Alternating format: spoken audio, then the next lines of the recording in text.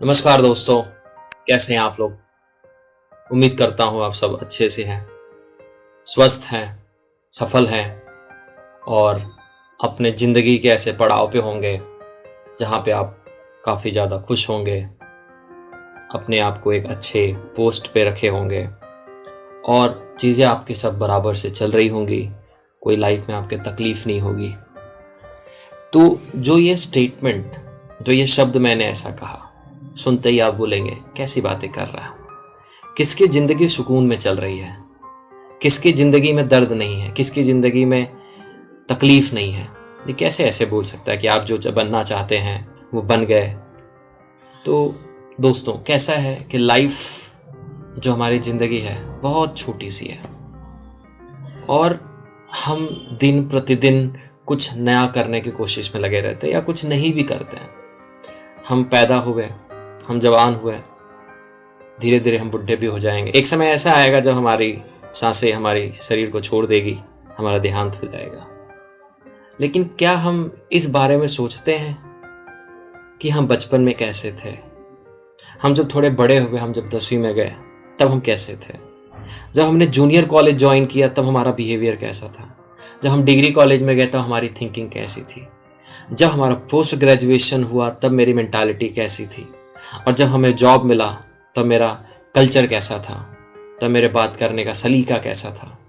जब हमारी शादी हुई, हमारा परिवार बना, रहने ढहने के संग जो हमारा तरीका है वो बदला या सेम तरीके से हुआ। तो ज़िंदगी के इतने पड़ाव पे जब आप अपने आप को पाते हैं तो हर बार कुछ न कुछ परिवर्तन आप ज़रूर देखते होंगे। जैसा कि कहा गया है, परिवर्तन सृष्टि का नियम है। तो हर क्षण हमारे शरीर में, हमारे दिमाग में, हमारे आजू बाजू पास पड़ोस में कुछ न कुछ परिवर्तन आपको दिखाई देता होगा। आज मैं ऐसे ही बैठ के सोच रहा था बचपन के दिनों के बारे में। क्या बचपन हुआ करता था। छोटे होते थे हम, दोस्त होते थे, सुबह घर से बस्ता लेकर, हमारे यहाँ पे गांव में बैग फैसिलिटीज़ नहीं थी जो आज हमारे सिटीज़ में हैं। अच्छे अच्छे बैग्स हम यूज़ करते हैं। उस समय बोरे का बैग बनता था, प्लास्टिक, उसको सिल दिया जाता था, उसी में हमारे बुक्स होते थे और खुद से घर से हम बोरा लेके जाते थे, क्योंकि हमारे पास उस समय स्कूल में बेंच नहीं हुआ करते थे तो हम ज़मीन में बैठते थे। हमारे शिक्षकों के लिए हमारे दिल में बहुत इज्जत थी, बहुत रिस्पेक्ट हुआ करता था। अगर हम उन्हें कहीं दूर से देख लें तो हम रुक जाते थे कि सर आएंगे, उनसे बात करेंगे, प्रणाम कहेंगे, पैर छुएंगे, उसके बाद हम आगे बढ़ेंगे। आजकल का दौर थोड़ा अलग है। तो ऐसे ही बैठे बैठे मैं अचानक से सोचने लगा अपने बचपन के दिनों में। उस स्कूल का जब हम स्कूल में होते थे तो उस समय काफ़ी एक अच्छा चलन था, निब वाले पेन का चलन था हमारे स्कूल के दौर में। निब वाले पेन होते हैं उसका चलन जोरों पे था। तब उस समय कैमल और चेल पार्क की स्याही प्रायः हर घर में मिल ही जाती थी, और जिन्होंने भी पेन में स्याही डाली होगी वो ड्रॉपर का महत्व तो भली भांति समझते होंगे। ड्रॉपर बहुत महत्व रखता है, कितने बूंद उस निब वाले पेन में जाना चाहिए। ज़्यादा बूंद अगर चला गया तो वो भर भरा के गिर जाती थी, फैल जाती थी। और महीने में 2-3 बार पेन की निब को गर्म पानी में डालकर उसकी सर्विसिंग भी की जाती थी। कैसा लगता है अब हमारे पास सीधा जेल पेन है, हमारा फाउंटेन पेन है, ऐसा हम कुछ नहीं करते। तो जब उसकी सर्विसिंग की जाती थी और लगभग सभी को लगता था कि निब को उल्टा करके लिखने से हैंडराइटिंग बड़ी सुंदर बनती है, बहुत अच्छी बनती है, बहुत प्यारी हैंडराइटिंग बनती है।